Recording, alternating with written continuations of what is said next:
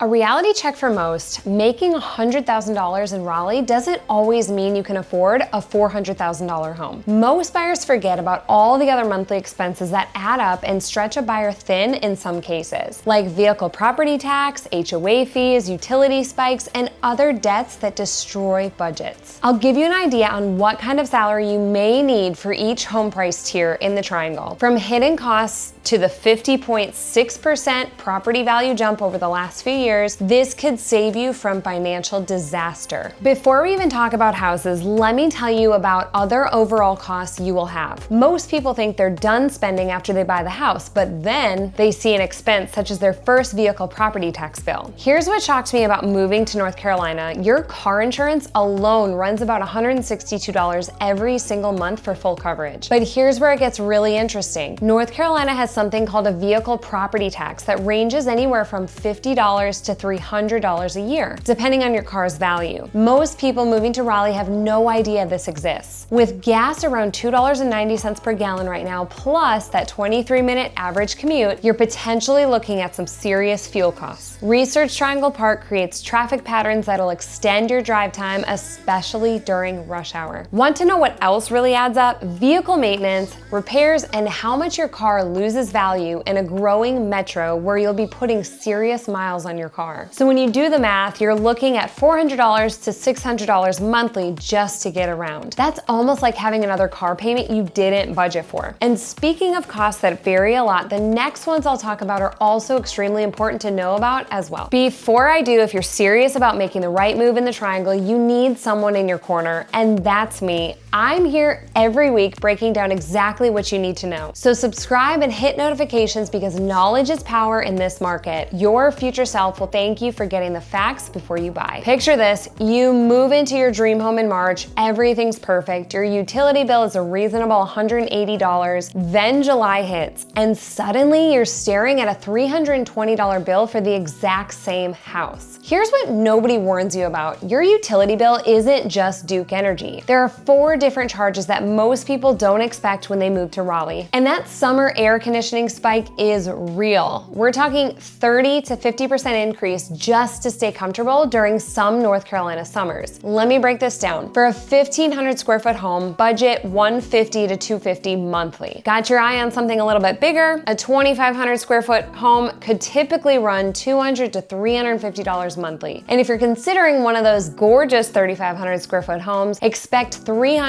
to $500 monthly in utility costs. Speaking of homes, I'll break down some average price ranges later on, so stay tuned. Okay, but what about those groceries, dining, and fun moments with your family? Let me give you an idea about these numbers. Walmart leads the grocery market share at 21% in the triangle. But here's where you'll actually save money on your monthly food budget. The most affordable grocery options are Aldi and Lidl. And for a realistic monthly grocery cost, think about a single person spending around $300 to $400 monthly. Couples typically spend $600 to $800, and families of 4 see grocery bills ranging anywhere from $1,000 to $1,500 monthly. Dining out varies dramatically across the triangle. Casual dining typically runs $15 to $25 per person. Mid-range restaurants could cost $30 to $50 per person, and fine dining experiences can easily reach $75 to $150 per person. With Raleigh's growing food scene, it's easy to underestimate how much you'll spend exploring new restaurants. And wait until you see the entertainment options around here too. Here's a grocery hack. Shop at Aldi or Lidl for staple items. Use Harris Teeter for specialty items during their sales, and hit Food Line for convenience when you need something quick. Want really good sushi on the go? Lowe's Foods is amazing. And they also have a built-in bar where you can go on Friday and Saturday evenings to try craft beers and new wines. Last tip, some people think Whole Foods is super expensive, but my husband and I have found that in a lot of cases, it actually has better deals than Harris Teeter. Don't sleep on Whole Foods while on a budget. All right, now let's speak about something fun. You can find all sorts of entertainment here, and prices too. From $43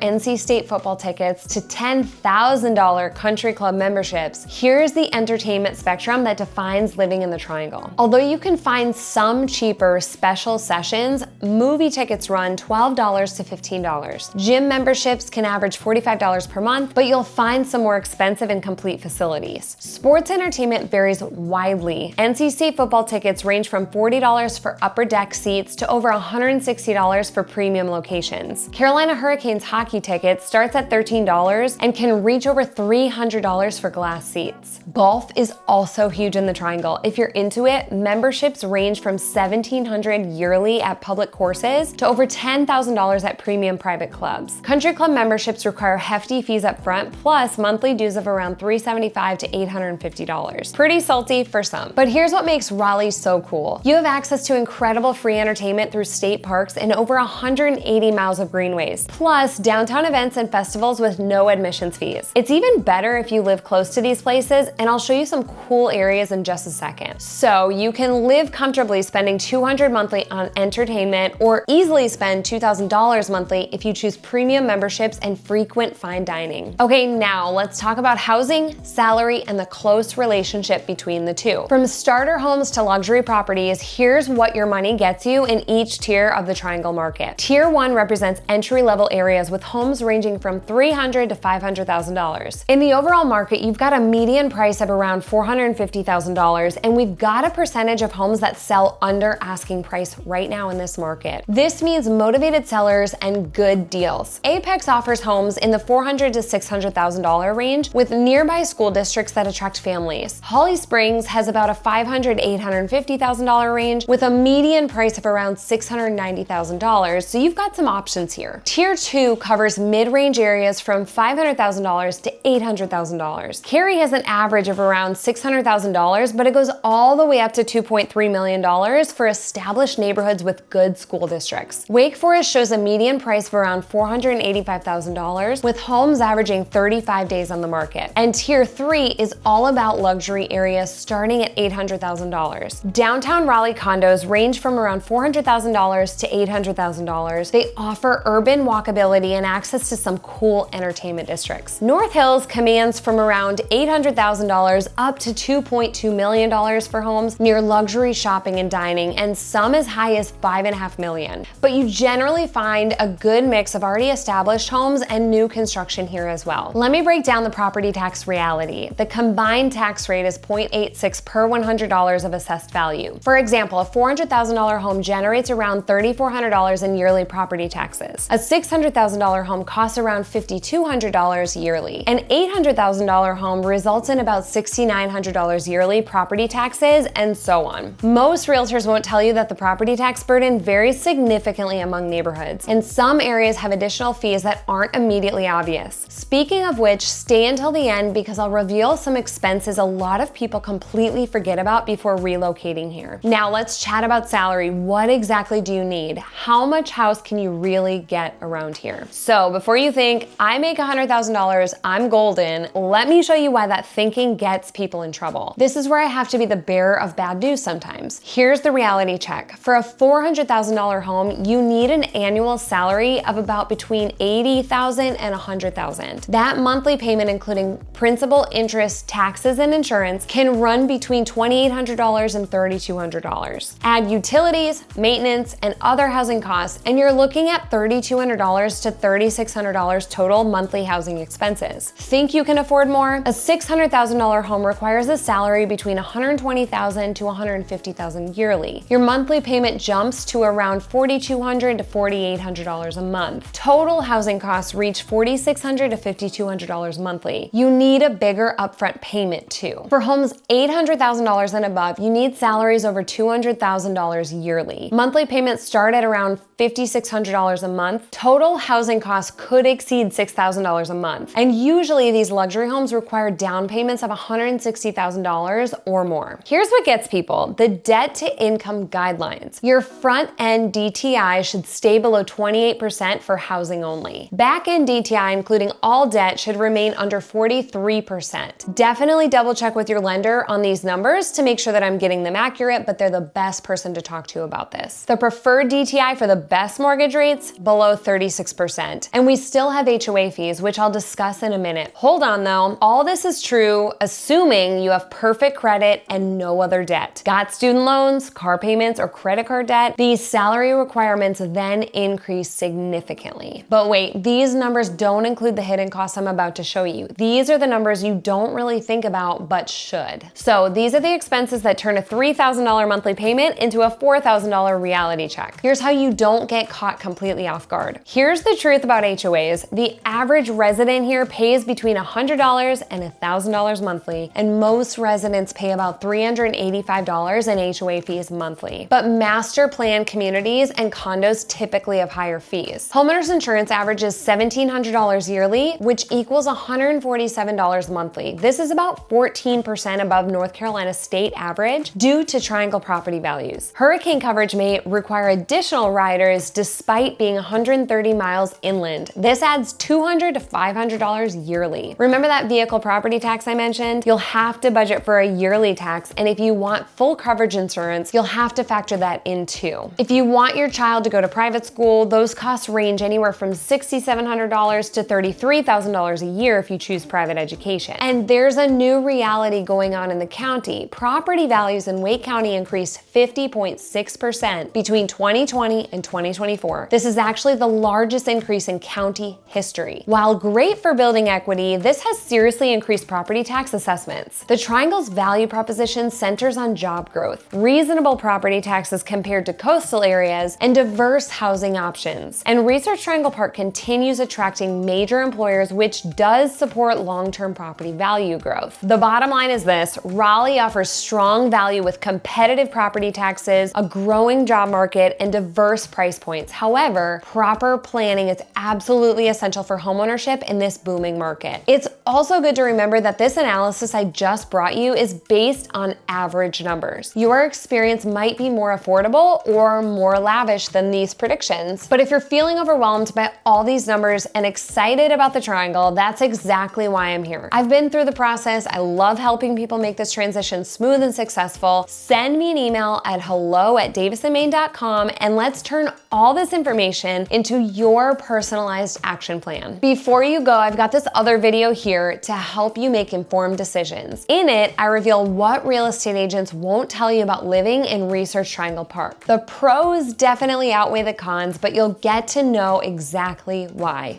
Don't miss it. Thanks for watching, and I'll see you guys in the next one.